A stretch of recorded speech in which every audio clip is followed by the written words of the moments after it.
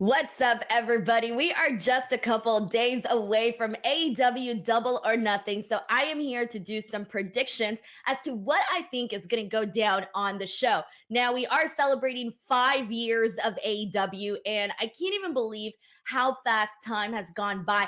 And I was thinking back to Double or Nothing and thinking about how I've been to every single Double or Nothing, except for the one during COVID where they didn't allow any people. But I've been to every Double or Nothing since the very beginning. 2019 in Las Vegas. Then 2021, I went to the one in Jacksonville where they finally opened up and have people again after the pandemic. 2022, 2023 again in Las Vegas, and then this one I will be there in Las Vegas as well. So it's been a hell of a freaking journey. All right, so before I get into the card itself, I want to make a prediction about some surprises we might be seeing. So there's somebody's name that we have sort of been waiting to see when he is going to come back to AEW, and that person is MJF. So prediction time. I think MJF comes back at AEW Double or Nothing. And the reason I say that is because when you think about Double or Nothing, especially God, like in Las Vegas, obviously, but when you think of Double or Nothing, like one of my favorite memories is the Wardlow MJF match. I think about that all the freaking time, and I think about all the buzz, the conversation surrounding the drama of that. And so it's been a while since we've seen MJF. I think it's about that time when he's supposed to be coming back. So I'm going to go ahead and say it. I think we're going to be seeing MJF at Double or Nothing. But now let's go ahead and dive into the card. All right, I'm going to start off in the order that Wikipedia has it listed. So let's just go with what Wikipedia's got. All right, we got the AEW International Championship match, Will Ospreay versus Roderick Strong. So quick thoughts on this one is they have done a lot in the last 2 weeks, really, in the last 2 weeks to build this match up. They had a really good promo segment on Dynamite, followed by last night when they attacked Will Ospreay. I thought that was pretty cool. So I'm like, all right, cool. We already knew from the very beginning this is Will Ospreay's match to win. Now, since we know Will Ospreay doesn't have any bad matches, it's a matter of, okay, well, how good is this match going to be with Will Ospreay and Roderick Strong? Let's not forget that although Roderick Strong is a heavy comedic character on AEW, he is still a really good wrestler and can hold his own ground. So I can't wait to see this match. But yes, Will Ospreay for the win. Next up, the AEW Women's World Championship match, Timeless Toni Storm defending her title against Serena Deeb. So I don't think very many people are expecting the title to change hands here. So for that reason, I mean, there's really not much to say. Toni Storm is getting the victory, and that's that. This is another match for her. Now, whether or not we see anything involving Mariah May in this match in terms of maybe her maybe starting to turn on Toni Storm, I have no idea if they're going to start doing that here tonight, because we all know that's the eventual storyline we're going to get. But at the same time, I'm like, damn, I've been loving Mariah May and Toni Storm. I almost don't want to see it end. But we all know that Mariah May's time is coming. Like, she is going to be a massive, massive star for AEW and their women's division. That is Mariah May. Next match, the barbed wire steel cage match for the AEW TNT Championship, Adam Copeland versus Malakai Black. So I really was like not too interested in this match when it first got announced. I was just kind of going with the wind. I was going with the flow. It's like, whatever, it's happening, cool. If it's great, I'll be pleasantly entertained. Cool. But after last night where they did the whole bloodbath on Malakai Black, that was just so freaking cool. And it's stuff like that that is why I enjoy watching AEW, because you just never know what they're going to do. And they're still willing to go and do these like crazy things. So for that reason, I am far more interested in this now than I was before. And then also, let's be real, I love the violence. I love the barbed wire steel cage concept. So I'm here for that. In terms of predictions, damn, this one, I don't know if I want to say it's very straightforward with Adam Copeland winning. So I'm going to go and say, I'm going to go the opposite way. I'm going to say Malakai Black for the win. And the reason I say that is this guy has not had like very many big moments in AEW just yet. There's been a few, don't get me wrong, but they've been far and few in between. And I almost feel like Malakai Black just really needs this. Whereas Adam Copeland, we kind of all got what we can get out of this TNT championship run. So I'm going to say a title will change hands in this match, and that is for Malakai Black. Alrighty, next up we have a championship eliminator match for the IWGP World Heavyweight Championship. Jon Moxley versus Konosuke Takeshita. So for me on this one, first and foremost, I just hate championship eliminator matches. I'm not really that crazy about them. I feel like just put the title on the line at this point. Come on now. I don't really feel like this has to be an eliminator. So for that reason, I don't really care about that portion of it. It makes me care for the match a lot less. And so that sucks. First and foremost, Konosuke Takeshita has been kicking butt on AEW. I say this all the time, but this guy needs bigger opportunities. I really do think that AEW has a star in the making with Konosuke Takeshita. He is so different from anybody that they have on the roster. He's a great freaking wrestler with a great look. I want to see them do more with Konosuke Takeshita. Either way, we're having this match here. I'm just going to go and say Jon Moxley for the win, even though it's an eliminator match. Jon Moxley for the win. We have a singles match between Trent Beretta and Orange Cassidy. This has been the falling out of their friendship, and things have gotten pretty ugly between them.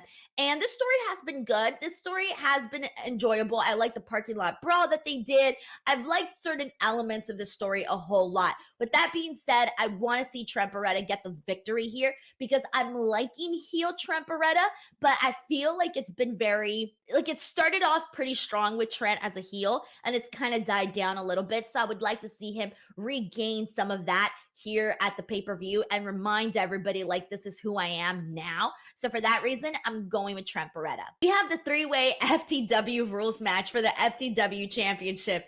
Guys, I don't even know what to say with this one. This one has been the least liked thing that we're seeing on AEW right now. It's just not hitting. It is what it is. Chris Jericho versus Hook versus Shibata. I'm sitting here going, okay, well, if Hook wins, he's back with the FTW Championship. He doesn't really need the FTW Championship. If Chris Jericho wins, God, is this story going to keep on going?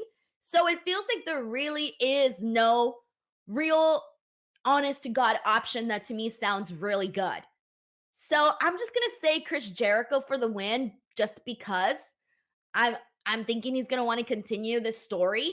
So I'll just say Chris Jericho, but to be honest, I'm not feeling that confident about anything in this match. So moving along, we have the trios match for the AEW World Trios Championship.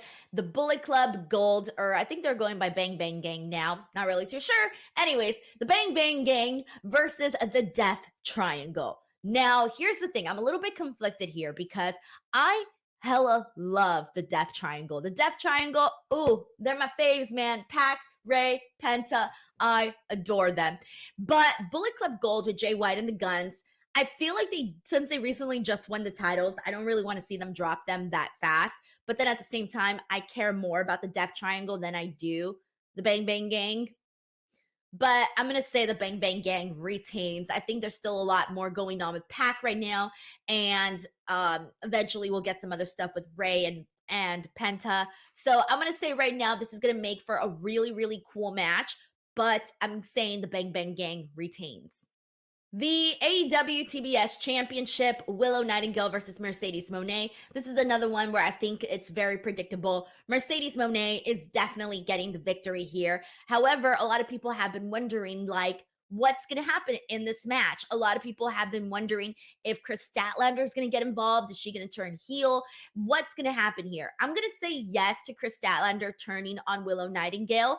I have a feeling that will go down. So I'll stick with that for now. And of course, Mercedes Moné to get the victory. And it's going to be exciting to see this match, though, because this is Mercedes' first match in AEW. So it's going to be fun to see her wrestle again. We haven't seen her wrestle since was it last year, May or something, when she got hurt at New Japan Resurgence?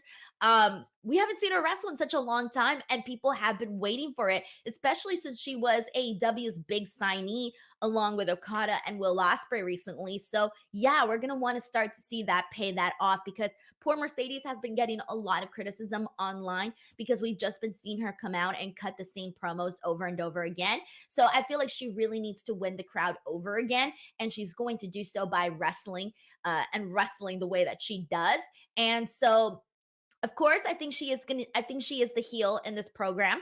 I don't see Willow as the heel. I see Mercedes as the heel. So we'll see how the crowd reacts to her. But I at least want to see the crowd get excited about seeing Mercedes in AEW. And then we have the Anarchy in the Arena match. And this is the match that I am most looking forward to.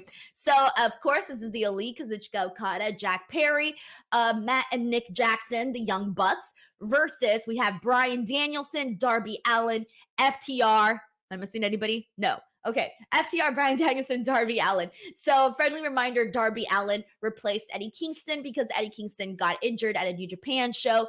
And so Darby Allin came in and took his place. Now, last night, with the way that AEW ended, it was crazy. With Darby Allin coming in with a flamethrower, and oh God, Tony Storm. Tony Khan, excuse me. Tony Khan driving him in, fist bumping him. It was hella anarchy to close out the show.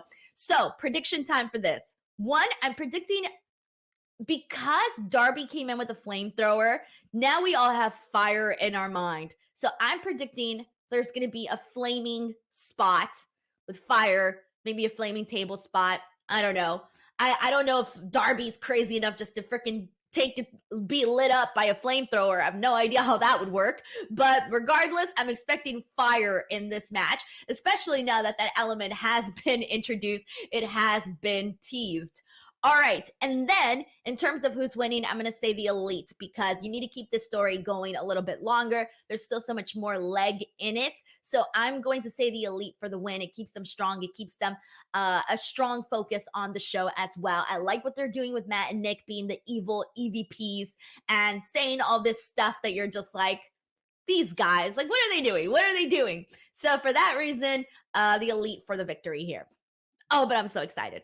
All right, so the AEW World Championship match, we got Swerve Strickland defending against Christian Cage. Very easy, Swerve Strickland for the win. I don't think anyone's expecting otherwise, but this should be a fun match. Again, it's a triple main event with the Anarchy in the Arena, this match, and Willow and Mercedes. So the build has been really fun for Swerve and Christian. I love the parking lot spot that they did last night on AEW. That was really freaking cool too. And of course, they're just keeping things going for Swerve. And this is his first like big defense on a pay-per-view.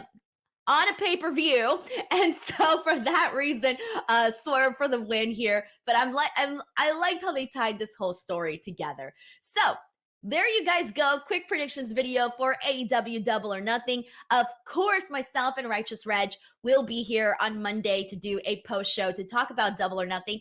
I will be at the show, so keep an eye out for AEW content here on the channel, and plenty more coming this week. All right, guys, I'll catch you guys on the next one. Don't forget to leave your reviews or your predictions. Yeah, your predictions in the comment section below. Catch you later.